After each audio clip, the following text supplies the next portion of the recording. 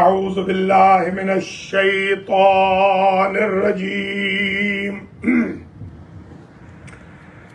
بسم اللہ الرحمن الرحیم الحمدللہ الذی لا یبلغ مدحتہ القائلون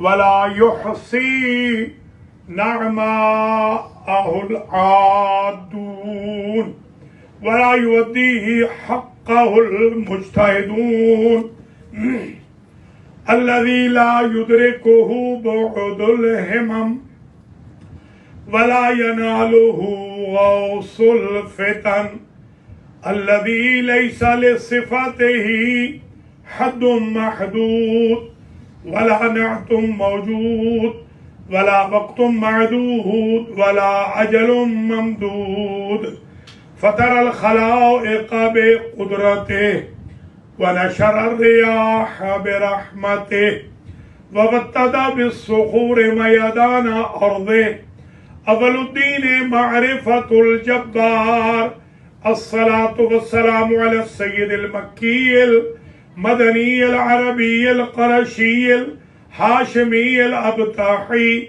سيد العرب والعجم سيدنا ومولانا شفيع ذنوبنا وطبيب نفوسنا وحبيب قلوبنا حبيب إله العالمين أبي القاسم محمد اللهم صل على محمد وعلى ثم الصلاة والسلام على أهل بيته الطيبين الطاهرين المعصومين المنتجبين الغر الميامين الذين أذهب الله عنهم الرجس وطهرهم تطهيرا اللهم صل على محمد وعلى سيما سيدنا ومولانا ومقتدانا سيد الشهداء أبي الأحرار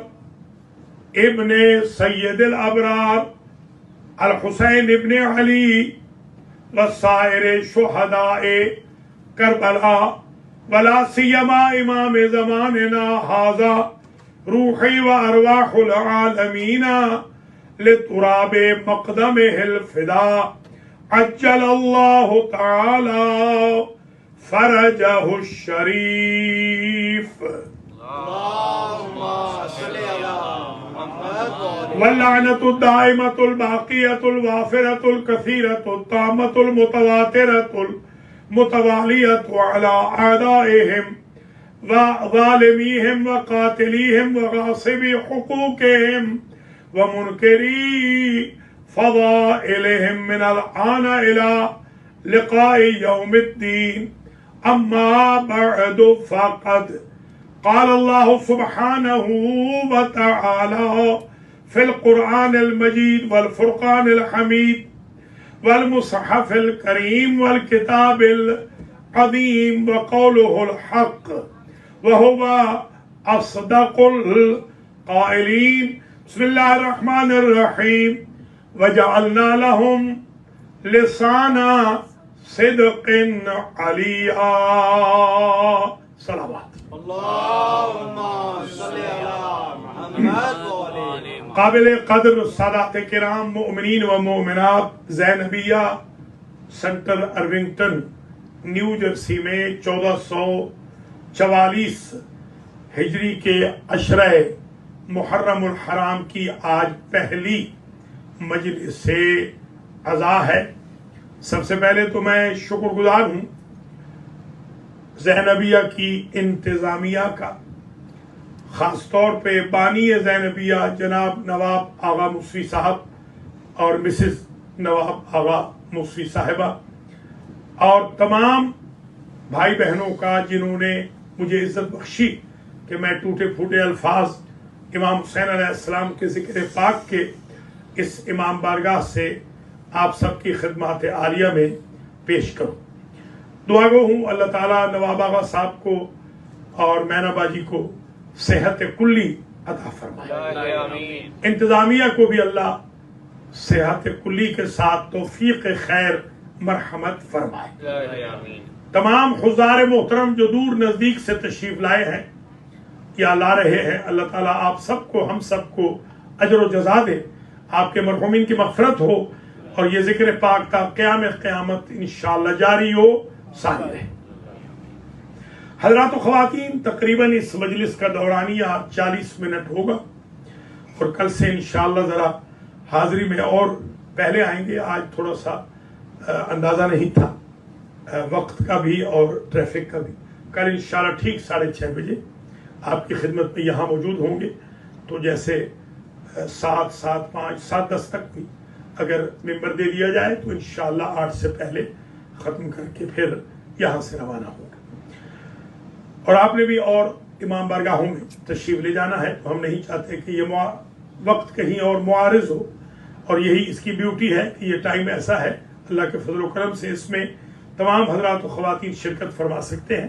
آج پہلی مجلس ہے، جو نہیں آئے ان کو مطلع فرما دیجئے، کالز کر دیجئے، ان کو میسیجز بھیج دیجئے، تاکہ انشاءاللہ زینبیہ کے حالز پر ہو جائیں۔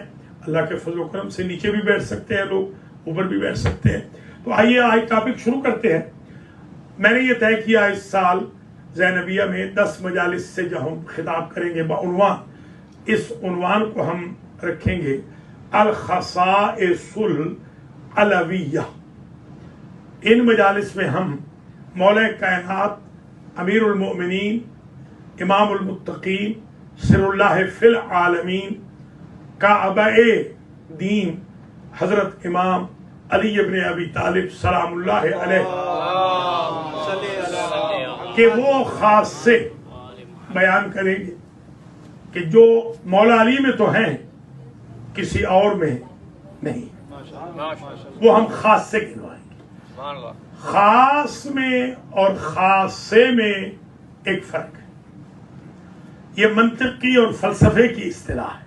خاصہ، خاص اسپیشل، عام کامن، جیسے ہمارے بھائی عام ہیں اہل بیت کی بابت، وہ آئیں مجلس میں یا نہ آئیں کیونکہ وہ عام ہیں۔ ہم آل محمد کے خاص ہیں، خواص میں ہیں، اس لیے ادھر محرم کا چاند نظر آیا، ادھر ہمارے ہاں فرش عزا بچھے، تو یہ ہے خاص۔ فرش عزا کا بچھ جانا خاص ہونے کی دلیل ہے، فرش عزا پہ بیٹھنا خاص ہونے کی دلیل ہے۔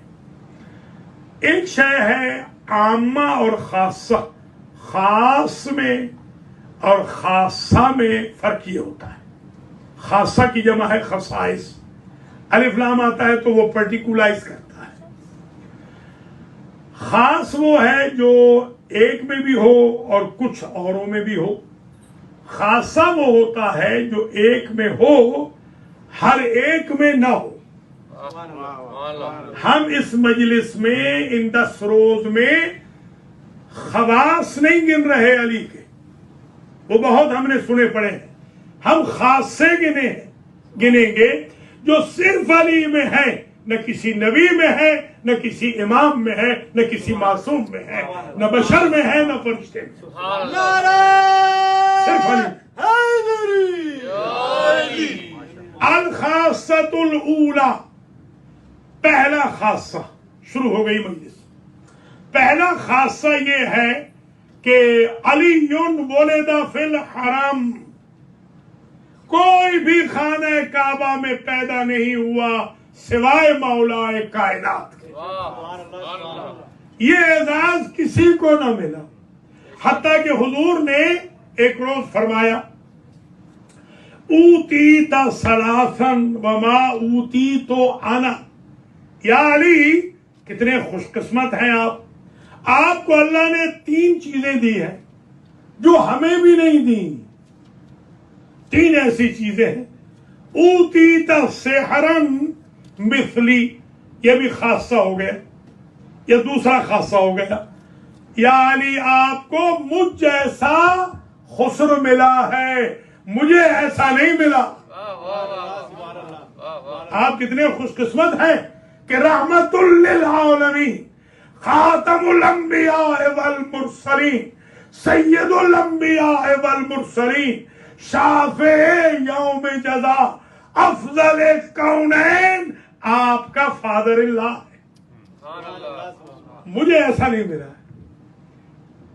ایک اور خاصہ کیا ہے؟ اوتی تا زوجتن مثل ابنتی وما اوتی تو انا. آپ کو میری بیٹی جیسی زوجہ ملی ہے. میری زوجہ جتنی بھی افضل ہو آپ کی زوجہ کا مقابلہ نہیں کر سکتی. فاطمہ تنہا وجود ہے جس کا مقابلہ ان کی ماں بھی نہیں کر سکتی.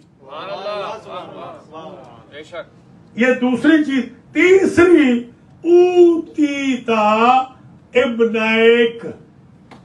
آپ کو دیے گئے دو ولدائک، دو بیٹے مثل الحسن والحسین. مجھے ایسے بیٹے نہیں ملے. نبی نے مسئلہ ہی حل کر دیا. ابراہیم میرے بیٹے ہیں، قاسم طاہر میرے بیٹے ہیں، مگر حسنین کا مقابلہ نہیں کر سکتے. تو جب نبی زادہ علی زادے کے مقابل پہ نہیں آ سکتا، غلام زادوں میں کیا ہمت ہے حسین کے مقابلے میں؟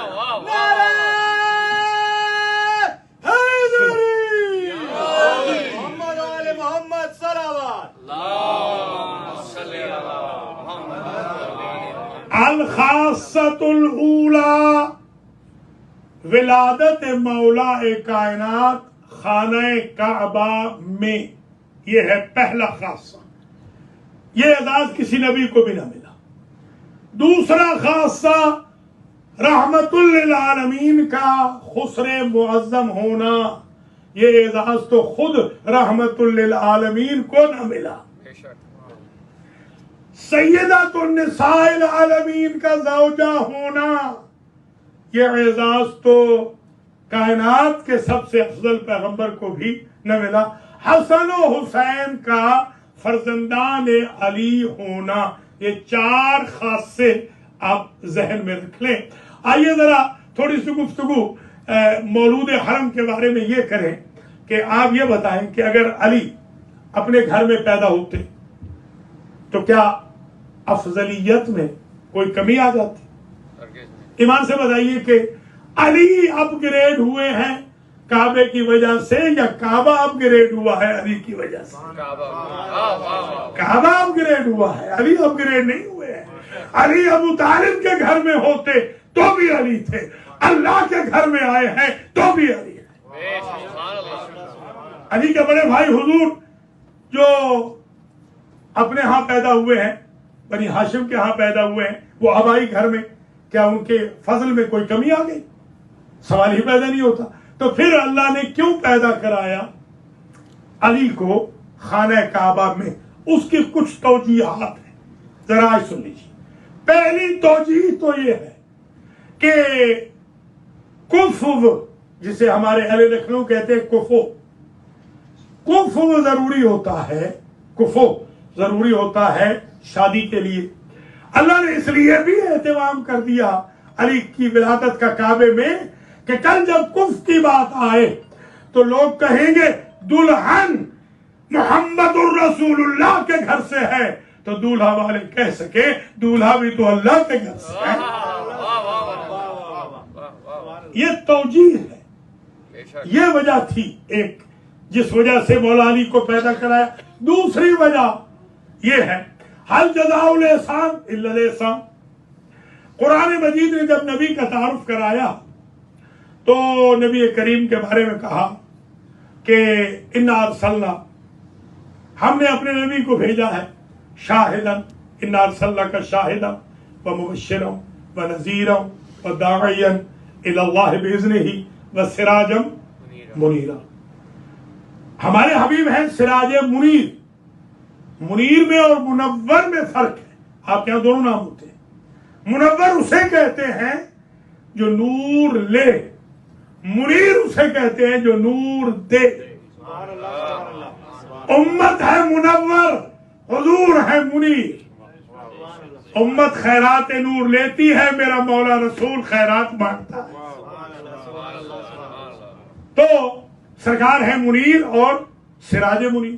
سراج کہتے ہیں، یہ نام بھی ہوتے ہیں مولوی سراج، ہوتے ہیں نا, ہاں, سراج و حاج یہاں کے ایک مولانا بھی ہیں سراج و حاج, تو بہت بڑے امام ہیں نیو یارک کے, امام سراج و حاج.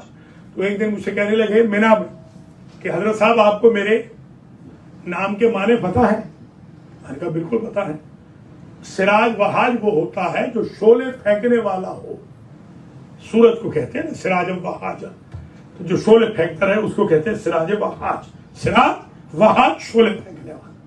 تو سراج کہتے ہیں چراغ کو, بیسیکلی چراغ, دیا, چراغ. تو کیونکہ حضور ہیں اللہ کے چراغ, اللہ کا بیٹا تو کوئی نہیں. قل ان کان للرحمن ولد فانا اول العابدین, اللہ کا بیٹا کوئی نہیں. لم یلد ولم یولد ولم یکن لہ کفوا احد, بیٹا کوئی نہیں. البتہ اللہ کا چراغ تو ہو گیا نا. اور اہل لکھنؤ, یہ جو ادب والے ہیں, وہ جو اہل زبان ہے, وہ کہتے ہیں کہ فلاں صاحب فلاں خاندان کے چشم و چراغ ہیں. بیٹے کو بھی وہ چشم و چراغ کہتے ہیں, چشم بھی اور چراغ بھی. یہ الگ بات ہے کہ علی چشم خدا بھی ہے, چراغ خدا بھی ہے, مگر خدا کے بیٹے نہیں ہیں. اللہ اکبر, اللہ. تو یہ تو خیر کہا جاتا ہے نا کہ فلاں صاحب چشم و چراغ ہے. تو ایک بات طے ہو گئی, اللہ کا بیٹا کوئی نہیں مگر چراغ ہے رسول. اب سمجھ میں آئی ایک بات, ہر جزاء الاحسان الا الاحسان. دوسری توجیہ, کیوں پیدا کرایا اللہ نے کعبے میں؟ اس لیے کہ احسان کا بدلہ احسان ہوتا ہے. اللہ نے دیکھا کہ ہمارا جو چراغ محمد ہے وہ جلا ہے ابو طالب کے گھر میں, تو احسان تب اترے گا ابو طالب کا چراغ جلے گا ہمارے گھر میں. محمد وآل محمد صلوات.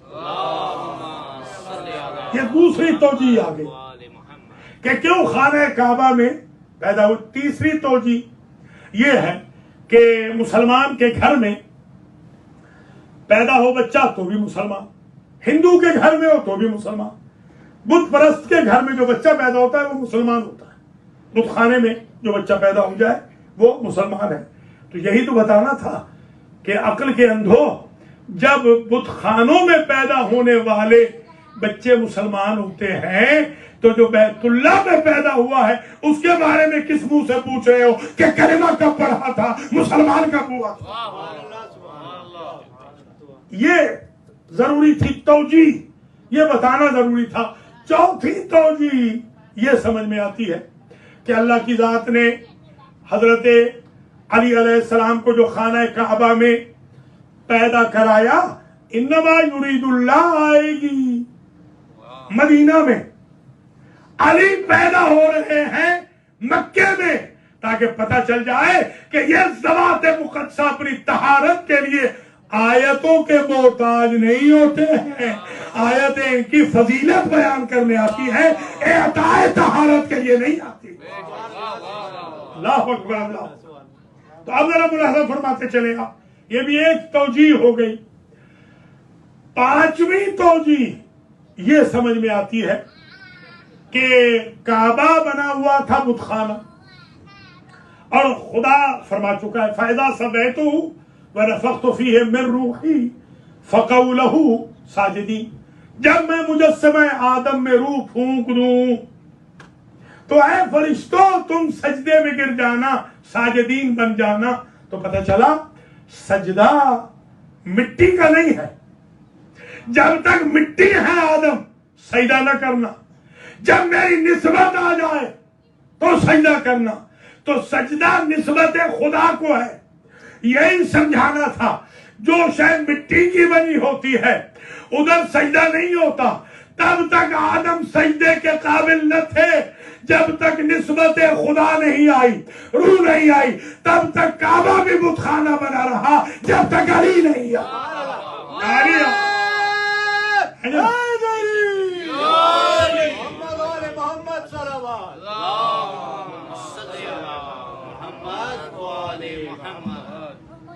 یہ پانچویں توجیہ سمجھ میں آتی ہے کہ خانہ کعبہ میں سرکار کی ولادت کیوں ہوئی. چھٹی توجیہ جو سمجھ میں آتی ہے وہ دراصل حضرت فاطمہ بنت اسد الہاشمیہ اول ہاشمیہ ولدت ہاشمی، یہ پہلے ہاشمی ہیں مولا علی کہ جن کے ماں باپ دونوں ہاشمی ہیں۔ کوئی سمجھ رہے یا نہیں؟ حضور کے باپ ہاشمی ہیں، ماں ہاشمی نہیں ہے۔ یہ علی کا اعزاز ہے، یہ بھی عجیب اعزاز ہے علی کا، اسے آپ پانچواں اعزاز سمجھ لیجیے کہ یہ واحد ہاشمی ہے، پہلے ہاشمی ہے کہ جن کے ماں باپ ہاشمی ہیں۔ ان سے پہلے کوئی ایسا نہیں گزرا کہ جس کے ماں باپ ہاشمی، یہ صرف علی علیہ السلام کا کمال۔ تو جی ایک اور یہ سن لیجیے، جلدی جلدی میں عرض کروں کہ مولا علی علیہ السلام اگر اپنے بابا کے گھر میں پیدا ہوتے تو بھی علی تھے، تو یہاں کیوں پیدا کرایا؟ اس کی ایک وجہ یہ تھی، بی بی فاطمہ بنت اسد الہاشمیہ کے مذہب کا اسٹیٹس بتانا تھا، اس لیے کہ ان کا کعبے سے کیا تعلق ہے۔ تبھی جب بی بی آئی ہے تو بی بی نے آ کر جدار کعبہ پر ہاتھ رکھ کے یہ کہا، اللہم انی مؤمنۃ بک، بار الہ میں تجھ پر ایمان رکھتی ہوں۔ لاتی نہیں کہا، لاتی ہے مومنوں کی ماں، رکھتی ہے امیر المومنین کی ماں۔ وَبِكُلِّ نَبِيٍّ أَرْسَلْتَ وَبِكُلِّ كِتَابٍ أَنزَلْتَ، میں ہر نبی پر بھی ایمان رکھتی ہوں، ہر کتاب پر بھی میرا ایمان ہے۔ مُصَدِّقَةٌ بِقَوْلِ جدی ابراہیم الخلیل الذی بنا بیتک العتیق، اور میں تصدیق کنندہ ہوں اپنے جد کے کلام کی، ابراہیم کے کلام کی، جس نے تیرا گھر ریکنسٹرکٹ کیا ہے۔ دراصل پبلک کے سامنے مذہب بتانا تھا فاطمہ بنت اسد کا، اس لیے کہ اگر فاطمہ بنت اسد کا مذہب پتہ چل جائے کہ وہ دین فطرت پہ تھی، وہ دین ابراہیمی پہ تھی، تو خود بخود پتہ چل جائے گا کہ جتنی عورتیں دین ابراہیمی پہ تھیں یا مشرف اسلام ہوئی اور ان کے میاں کافر تھے، تو حضور نے حکم دے دیا تھا کہ یہ رشتے باطل ہو گئے ہیں، میاں کو چھوڑ دیا جائے۔ یہی تو بتانا تھا کہ میاں کو نہ چھوڑنا دلیل ہے، میں بھی مسلمان ہوں، میرا میاں بھی مسلمان ہے۔ یہ ایک تو جی چھٹی ذہن میں یہ آتی ہے، سمجھ میں یہ آتی ہے۔ ساتویں توجیہ کہ حضرت علی علیہ السلام کیوں خانہ کعبہ میں پیدا ہوئے، یہ ہے کہ پتہ چل جائے کہ ان کا کنٹیکٹ کیا ہے رحمان کے ساتھ، اللہ کے ساتھ ان کا کنٹیکٹ کیا ہے۔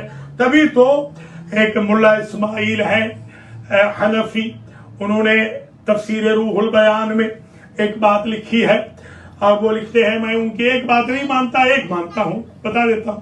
انہوں نے یہ لکھا ہے کہ نعوذ باللہ ثم نعوذ باللہ، علی کی ماں جب بتوں کے سامنے جھکنا چاہتی تھی تو شکم کا بچہ کہتا تھا، شکم کا بچہ، کہ اماں جو اولیاء اللہ کی مائیں ہوتی ہے وہ بتوں کے سامنے نہیں جھکتی۔ یہ بات تو میں نہیں مانتا کہ بی بی جھکنا چاہتی تھی، یہ میں مانتا ہوں کہ آپ کے بزرگ ملا اسماعیل صاحب 40 سال تک بت پوجیں گے، بعد میں مشرف اسلام ہوں گے، اور میرا مولا وہ ہے کہ جو ادھر سے مسلمان آ رہا ہے، شکم مادر میں مواحد۔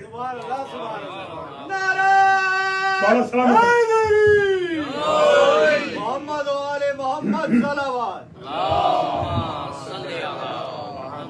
آٹھویں توجیہ یہ سمجھ میں آتی ہے کہ مولا کائنات کی ولادت کا اہتمام اللہ سبحانہ و تعالی نے خانہ کعبہ میں کیوں کیا، یہ سمجھ میں آتی ہے بات کہ کیونکہ آنے والا تھا علم کا در، حکمت کا در، آنے والا ہے دروازہ، تو ظاہر ہے پھر در میں فٹ نہیں ہوتا، در دیوار میں فٹ ہوتا۔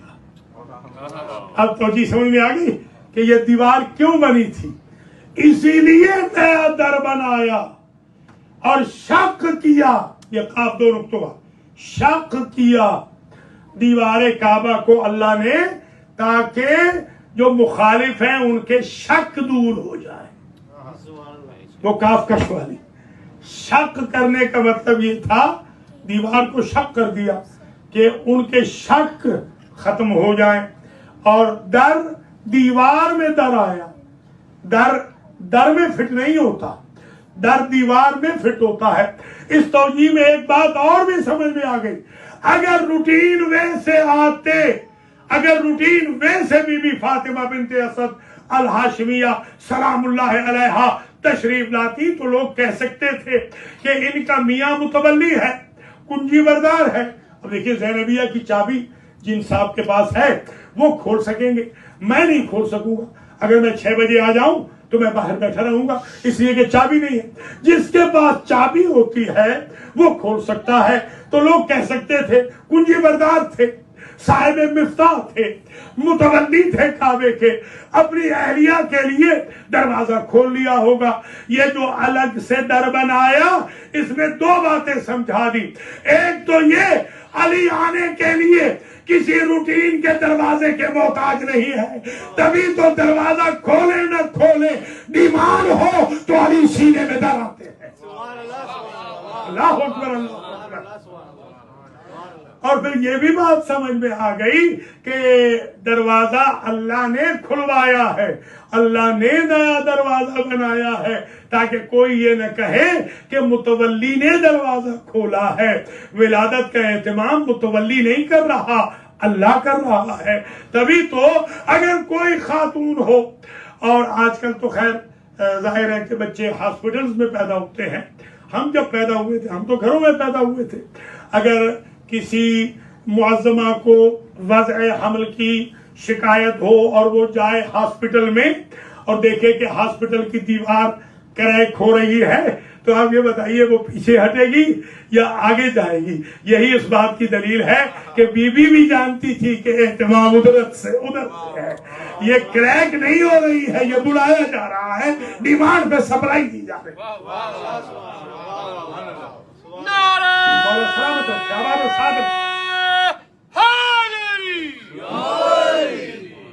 نویں توجیہ یہ سمجھ میں آتی ہے کہ جہاں سے بی بی گئی، عجیب ہے، حضور جب آئے وہیں سے دروازہ شک ہوا.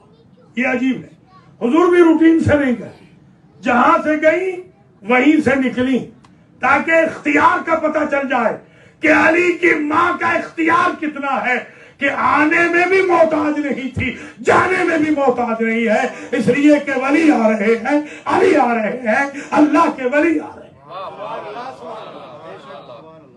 آخری توجیہ آج سمجھ لیجئے، 10ویں توجیہ یہ ہے کہ اللہ کی ذات نے اہتمام کیا ولادت مولا کائنات علیہ السلام کا خانہ کعبہ میں، اس لیے کہ باہر بیٹھے تھے لوگ جنہوں نے بی بی کو اندر جاتے ہوئے دیکھا تھا، اور پورے شہر میں چمی گویاں ہو رہی تھی کہ ہم نے دیکھا تھا یہاں سے دیوار پھٹی تھی، یہاں سے ابو طالب کی زوجہ اندر گئی تھی. اب نہیں معلوم زچہ و بچہ کا کیا ہوا ہوگا. آپ اس سے واقف ہیں کہ 3 دن مسلسل زچہ و بچہ اندر رہے، نہ باہر سے پانی گیا نہ باہر سے کھانا گیا. بھیا آپ جہاں پیدا ہوتے ہیں وہ جگہ ناپاک ہو جاتی ہے، وہاں بندگی حرام ہو جاتی ہے. جہاں علی پیدا ہوتے ہیں وہاں بندگی واجب ہو جاتی ہے. ابھی آپ کو سمجھ نہیں آ رہی علی کا مقام کیا ہے، عوام کا مقام کیا ہے.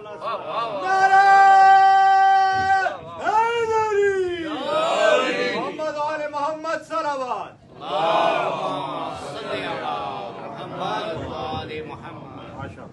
یہ چند معروضات پیش کی، 5 خاصے ہو گئے، اور پہلے خاصے کی 10 توجیہ ہیں ایک طالب علم کی حیثیت سے آپ حضرات و خواتین کی خدمت میں پیش کرتے ہیں. اب ذرا سن لیجئے ایک خاصہ اور، یہ ہے الخاصۃ السادسہ. پہلا خاصہ کعبے میں پیدا ہوئے، دوسرا خاصہ حضور جیسا خسر معظم ملا، تیسرا خاصہ بی بی پاک جیسی زوجہ ملی، چوتھا خاصہ حسنین کریمین جیسے فرزند نصیب ہوئے. اور اسی طریقے سے 5वां खासा भी जिक्र हो चुका।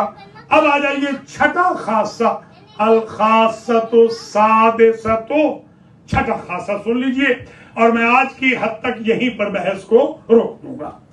तस्मियतो अमीरिल मोमिनीन, मौला अली अलैहिस्सलाम का नाम रखना। माँ ने जो नाम रखा है हर्ब है, असद है, लक़ब हर्ब है और असद नाम है। अपने बाप के नाम पर असद रखा है और बाद ने हर्ब इमाम हुसैन का नाम रखा है, इख्तिलाफ रिवायात भी है। जो लक़ब दिया है माँ ने वो हैदर है। हैदर, हैदर कहते हैं चीरने फाड़ने वाला। जब वो कल्ला अजदर को चीर फाड़ दिया, मसल दिया, तो बीबी ने कहा था हय्यकल्लाह हो या हैदरा, अल्लाह तेरी जिंदगी दराज करे ऐ चीरने फाड़ने वाले। आज तक मौला अली की जिंदगी दराज हो रही है, ये मौला अली की माँ की दुआ। तारीख जिसे नहीं मार सकी उसे अली कहते हैं। इतने प्रापगंडों के बावजूद जहां दौलत हार गई अली जीत गए, खजाना हार गया अली जीत गए, प्रापगंडा हार गया अली जीत गए, मीडिया हार गया अली जीत गए, तख्तो तख्ते हार गए अली जीत गए, जमाना हार गया मौला जीत गए। ये अल्लाह ताला ने अजीब एजाज बख्शा है। अल खासतो सादिसतो तस्मियतो मौला कुल। एक बात ये भी सुन ले कि हमारे उस्ताद थे आयतुल्लाह मुदर्रिस अफगानी, वो फरमाते थे जब मौला की तारीफ करते फरमाते थे मौलल कुल फिल कुल लिल कुल। मौला अली कुल के मौला है, कुल में मौला है, कुल के लिए मौला। कुल समझते हैं ना, कुल यानी हर एक के मौला। तभी तो हुजूर ने कहा था ना मन कुन तो मौला हो फहाजा अली मौला, जिसका मैं मौला उसके यानी कुल का मैं मौला, कुल के अली मौला। लेकिन कुल के ये कुल जहन में रहे। तो ये खासा ये है कि उम्मन रस्म थी, अरब में एक रस्म थी कि अपने बुजुर्गों से नाम पूछते थे। हमारे यहां भी आपने देखा होगा, किसी का नाम दादा ने रखा होगा, किसी का नाना ने, किसी का दादी ने, किसी का नानी ने, किसी का ताया ने, चचा ने, ताई ने, चची ने, ममानी ने, मामू ने, खालू ने, फूफा ने, फूफी ने। ये एक हमारे यहाँ उम्मन पेरेंट्स नाम कम रखते हैं।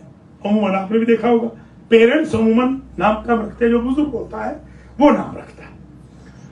तो और आपको पता है कि कुछ नाम होते हैं जो निक नेम्स होते हैं, कुछ फैमिली नेम्स होते हैं, आप जानते हैं इन चीजों को। बाद औक़ात निक नेम नाम को बिगाड़ के भी होते हैं। कायनात में वाहिद ये हस्ती है कि जिस हस्ती का नाम बिगाड़ा भी जाए तो वली बनता है। यानी हमारे जो अहले जबान है वो वाव से बनाते हैं, वाव से। मौला अली का नाम है अली, तो हमारे अहले जबान कहेंगे अली वली। जैसे माइक वाइक, पानी वानी, मौलवी मौलवी ऐसे कहते हैं, रोटी वोटी।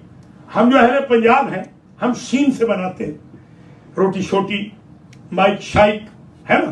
तो ये अहले जबान का अल्लाह ने ख्याल रखा कि अगर कोई बंदा नाम बिगाड़ना भी चाहेगा, गुस्से में आके मोहम्मद बनाना चाहे, मोहम्मद, तो वो यही तो कहेगा गुस्से में आके कि छोड़ो अली वली को। तो जो छूट के वली बने, जो रख के क्या बनता होगा, कोई समझ रहा है बात या नहीं? अच्छा, अब ये कि कुछ आपको भी होमवर्क करना चाहिए, थोड़ा बहुत होमवर्क आपको भी करना चाहिए। मसला एक तो मैंने बना दिया अली का, तो मैंने बना दिया मोहम्मद, ये वली है। अब सहाबी का आप खुद बना दीजिए। कुछ होमवर्क भी फिल इन द ब्लैंक भी करना चाहिए ना, कुछ तो स्टूडेंट्स को भी याद देना चाहिए। तो बात यहाँ पर इख्तिताम पजीर हो रही है आज की हद तक। ये अज़ान आलिया में 15 पॉइंट रख लें, 5 पहले, 10 वो, और ये अब 16वां पॉइंट अब आ रहा है, नाम रखने का पॉइंट। जो नाम रखा, कैसे नाम रखा? हजरत अबू तालिब अलैहिस्सलाम ने बाकायदा 4 مصرے پہ، بس انہی 4 مصروں پہ اور خدا کے 4 مصروں پہ یا 8 مصروں پہ آج کی مجلس، کل پھر آگے انشاءاللہ۔ حضرت ابو طالب علیہ السلام نے بارگاہ ازدی میں عرض کیا، یا رب یا ذا الغسق الدجی والقمر المبتلج المضی بین لنا فی امرک المقوی ماذا تری فی اسم ذی الصبی۔ اے سورج کو روشنی دینے والے میرے رب، اے چاند کو روشنی دینے والے میرے رب، تیرے گھر میں میرا بیٹا پیدا ہوا ہے، اپنے حکم کا اعلان کر، نام کیا رکھو؟ تو اگر بت پرست تھا تو حبل سے پوچھتا، بتوں سے پوچھتا، یہ اللہ سے پوچھنا دلیل ہے کہ وہ موحد تھے، یعنی ان کے بزرگ کا نام خدا تھا، جو نام رکھوانا چاہ رہے تھے اپنے بزرگ سے۔ تو جن کا بزرگ خدا ہو اگر وہ مسلمان نہیں تو کیا بت پرست خدا نہ رکھنے والے مسلمان ہوں گے؟ حضرت ابو طالب نے اللہ سے یہ کہا، اللہ کا جواب آیا، خصصتما بالولد الزکی الطاہر المنتجب الرضی فاسمہ من شامخ علی علی اشتق من علی۔ تم نے پوچھا ہے تمہارے بیٹے کا ہم نام کیا رکھیں، تو سنو، تم دونوں فاطمہ بنت اسد اور تمہیں ابو طالب خاص کیا گیا ہے ایک ایسے بیٹے کے ساتھ جس کی نسل قیامت تک چلے گی۔ کوئی سمجھ رہے نہیں؟ یہ آج بھی گلگت میں 2 سادات کو، ایک سید اور ایک غیر سید کو مارا ہے، یہ کیا سمجھ رہے ہیں؟ خدا چاہ رہا ہے نسل بڑھتی رہے ابو طالب کی، آپ چاہ رہے ہیں گھٹتی رہے، آپ کی ول پوری ہوگی یا خدا کی ول بھی؟ تو ایسا بیٹا آپ کو دیا ہے کہ جو بیٹا زکی ہے، زکی کہتے ہیں زکات کہتے ہیں بڑھوتی، زکی یعنی جو بڑھے، نسل بڑھے گی۔ یہ بیٹا طاہر ہے، پاک ہے، یہ بیٹا نجیب الطرفین ہے۔ دیکھیں مولا علی سے لیجئے نجیب الطرفین، جس کی اماں بھی ہاشمی بابا بھی ہاشمی، اماں بھی مسلمان بابا بھی مسلمان، اماں بھی ولایت پہ فائز اور بابا بھی ولایت پہ فائز، اسے کہتے ہیں نجیب الطرفین، جو معصومین کی بابت ہوتا ہے۔ یہ منتجب ہے، الطاہر المنتجب الرضی، یہ ایسا بیٹا دیا ہے آپ کو جس پہ ہم راضی ہیں اور وہ ہم پہ راضی ہے۔ امت بہت ایلیویٹ ہو جائے تو رضی اللہ عنہ بن جاتی ہے کہ اللہ راضی ہو۔ یہ علی ہے کہ اللہ کہہ رہا ہے کہ میں اس پہ راضی ہوں اور میری خواہش ہے کہ وہ مجھ پہ راضی رہے۔ سبحان اللہ۔ آخری جملہ، فاسمہ من شامخ علی علی اشتق من علی۔ تم نے پوچھا ہے تمہارے بیٹے کا نام کیا رکھے، تو سن لو، ہم بھی علی ہیں، یہ بھی علی ہے، آیا بھی علی کی طرف سے ہے، یہ خود بھی علی ہے۔ تو علی خدا نہیں ہے مگر خدا علی ضرور ہے۔ خدا کا نام علی ہے، علی خدا نہیں ہے، اللہ کا ایک نام علی ہے۔ اب اس لیے بھی اللہ نے خاصہ بخشا مولا کو اپنا نام دے دیا کہ جو منکر علی ہو وہ صرف منکر امامت نہ بنے، منکر توحید بھی بنتا جائے، وہ منافق بھی بن جائے، کافر بھی بن جائے، مشرک بھی بن جائے۔ نعرہ حیدری، محمد علیہ الصلوات،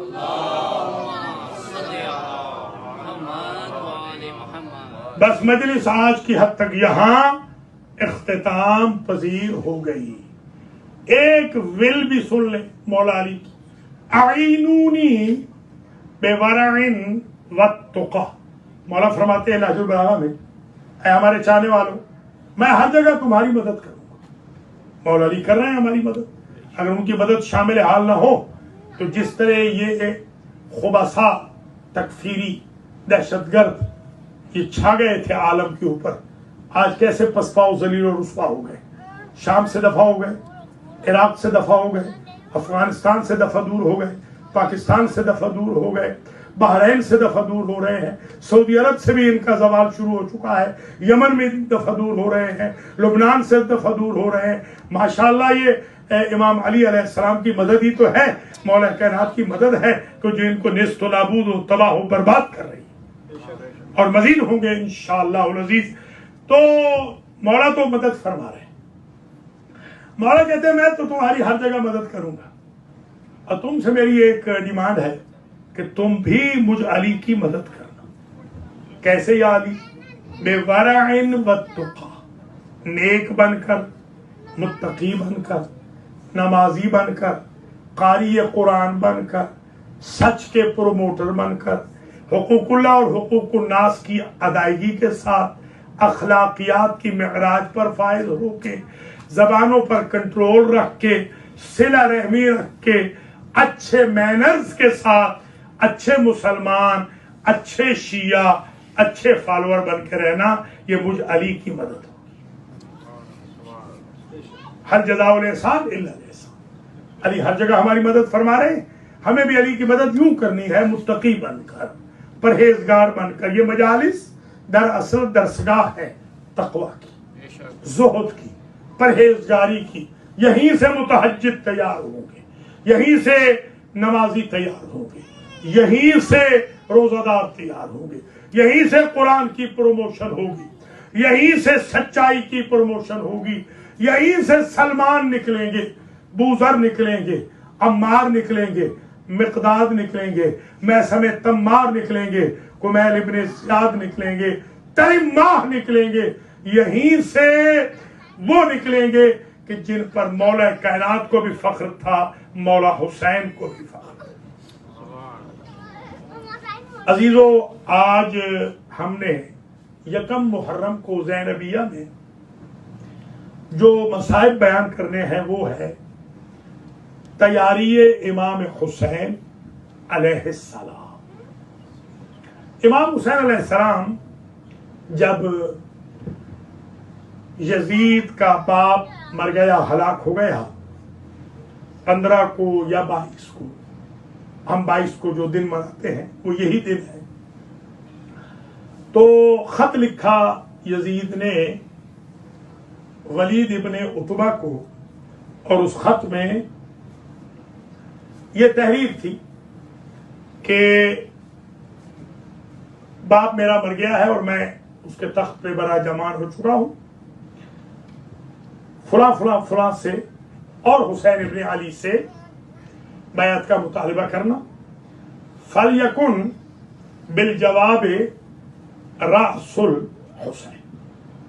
मैं जानता हूं अब्दुर्रहमान इब्ने अबी बकर, मैं जानता हूं अब्दुल्ला इब्ने जुबैर, अब्दुल्ला इब्ने उमर किसी न किसी तरीके से बैत पे राजी हो जाए। अमल हुसैन इब्ने अली ला युबायुनी, मगर हुसैन इब्ने अली मेरी बैत नहीं करेंगे। गोया इस खत ने बता दिया, यजीद के खत ने, हर बड़े बाप का बेटा बिक झुक सकता है, अली का बेटा न झुक सकता है न बिक सकता है। अल-फज़्ल मा शाहिदत बिहिल आदा। खत आया, हमारे मौला नमाज ज़ुहरैन के लिए मस्जिद में थे, खत का तज़किरा हुआ, फरमाया हम फुर्सत होगी तो आ जाएंगे। इंदल फुर्सत चले गए। 19 नौजवानां ने बनी हाशिम इंक्लूडिंग अबुल फजल के साथ लिए। अबुल फजल के दस्ते को बाहर खड़ा किया और फरमाया कि जब अल्लाह अकबर की आवाज बुलंद हो जाए तो तुम लोग अंदर आ जाना। जब डायलॉग शुरू हुए और डायलॉग नाकामी की तरफ गए तो फरजंदे ज़हरा ने नारे तकबीर बुलंद किया। अभी नारे तकबीर की, अल्लाह अकबर की राह गूंज रही थी कि अबुल फजल 18 जवानों को साथ लेकर तलवारों को न्यामों से लेकर निकल आए। करीब था कि वलीद इब्ने उतबा और मरवान वगैरह की गर्दनें काट दी। तो सरकार ने कहा अबुल फजल अभी नहीं, फरमाया तो था अभी नहीं, बन गया कभी नहीं। अब अब्बास की हसरत ही रह गई। वापस पलटे तो दरवाजे पर दरवाजा भारी नजर आया। पूछा ममराल बाप कौन है दरवाजे के पीछे? आवाज आई बीबी ज़ैनब की, भैया और कौन हो? جب سے آپ دربار میں گئے ہیں آپ کی بہنوں نے سر پہ قرآن رکھے ہوئے ہیں اور بارگاہ عزتی میں درخواست گزار ہے، دعا کر رہی ہیں کہ یا اللہ پنجتن پاک کی ایک نشانی بچ گئی ہے، ہمارے بھائی کو سالمن واپس لے آنا۔ اندر آئے، کہا بھیا نانی ام سلمہ نے آپ کو یاد کیا۔ نانی ام سلمہ کے حجرے میں گئے، فصاحت صیحتن عظیمتن، بی بی نے چیخ ماری، ماذا یبکی کہ یا جدتا، نانی اماں کس شے نے رلایا؟ کہا حسین تمہارا بچپنا یاد آ گیا، ایک روز وہی آ رہی تھی، تمہارے نانا نے کہا تھا بی بی وہی طویل ہے، آج کوئی بھی آئے اسے میرے حجرے میں آنے نہ دینا۔ تمہارے والدین آئے، تمہارے بھائی آئے، میں نے پلٹا دیے، تم بھی چھوٹے تھے، تم بھی دیواریں پکڑ کے آئے تھے، جب تم آئے تھے نا میں نے تمہیں پلٹایا تھا تو تمہارا نانا وہی چھوڑ کے نکل آیا تھا، سر پہ دستار نہ تھی، پاؤں میں نالین نہ تھی، اور تمہارا نانا کہتا تھا ام سلمہ یہ حکم حسین کے لیے نہیں تھا، حسین کی ناز برداری اللہ نے بھی اٹھائی ہے، نبی نے بھی اٹھائی ہے، اماں بابا نے، بھائی بہنوں نے، امت نے، قوم نے۔ اللہ اکبر۔ ایک مرتبہ ام سلمہ کہتی ہے میں نے سنا ہے کہ آپ ملک عراق جا رہے ہیں۔ ہاں نانی اماں۔ کہا یہ ممکن نہیں کہ آپ ارادہ ملتوی کر دیں، آپ کے نانا فرماتے تھے کہ جب میرا لال ملک عراق جائے گا زندہ واپس نہیں آئے گا، فرماتے ہیں شاء اللہ ان یرانی قتیلا، نانی اماں اللہ کی منشا یہ ہے کہ اس کا دین نہیں بچتا جب تک میرے گلے پہ خنجر نہ چلے۔ کہا میں نے یہ بھی سنا ہے کہ اپنے اہل حرم کو، بیٹیوں بہنوں کو ساتھ لے کے جا رہے ہو۔ ہاں شاء اللہ ان یراہن سبایا، جب تک اللہ ان کے ہاتھوں میں رسن نہ دیکھے نانا کا دین نہیں بچتا نانی اماں، اس لیے مجھے لے کے جانا ہوگا۔ پھر واقعات کربلا دکھائے، کبھی بیوی ام سلمہ نے دیکھا کوئی کڑیل جوان ہے جس کے سینے میں نیزہ لگ رہا ہے، کبھی دیکھا کوئی جوان ہے جس کے بازو قلم ہو رہے ہیں، کبھی ایک صغیر کو دیکھا جسے سے شعبہ تیر سے نہر کیا جا رہا ہے، کسی کی لاش پہ گھوڑے دوڑ رہے ہیں، اور ایک نشیب میں ایک کو دیکھا ہزاروں مارنے والے ہیں، ایک کو مارا جا رہا ہے۔ کہا یہ غریب کون ہے؟ کہا نانی اماں یہ آپ کا حسین ہے، یہ شاطی الفرات میں ذبح کر دیا جائے گا۔ تمام حالات سے باخبر کیا، رات گزری، سبیدہ سحر نمودار ہوا۔ عروہ غفاری ایک صحابی رسول ہے، بوڑھے صحابی ہیں، ڈیکیڈ سے ان کی کانوں کی سماعت کمزور ہو چکی تھی۔ کان لا یسمع السطرات، جب یہ بجلی کڑکتی تھی، گرجتی تھی، بادل گرجتے تھے تو یہ سن نہیں سکتے تھے، مگر یہ جو شب آئی ہے سفر کی شب 27 اور 28 کی درمیانی، راوی کہتا ہے کہ اٹھ کے بیٹھ گئے اور اپنی اہلیہ سے کہنے لگے کہ میں تو سال سے کچھ سن نہیں سکتا، مگر پچھلی رات سے میں سن رہا ہوں، میرے کانوں میں کچھ بیویوں کے رونے کی آواز ہے۔ اس کا مطلب یہ ہے کہ نبی زادیاں اتنی اونچی روئی ہے کہ جیسے بادل گرجتے ہیں اور بجلی کڑکتی ہے۔ اجرکم علی اللہ۔ ایک مرتبہ کہا یہ علی و بطول کی بہو بیٹیاں ہیں، حسین ملک عراق جا رہے ہیں۔ صبح ہوئی، فہرست تیار ہوئی، ایک ایک بیوی کو کوئی نہ کوئی رشتہ دار سوار کرتا ہے۔ گھر کا راوی کہتا ہے کہ ایسی بیوی آئی کنیزوں کے جھرمٹ میں کہ حسین ابن علی سے کرسی چھوٹ گئی، غازی سے پہرا چھوٹ گیا، اکبر و قاسم سے معاونت عباس چھوٹ گئی۔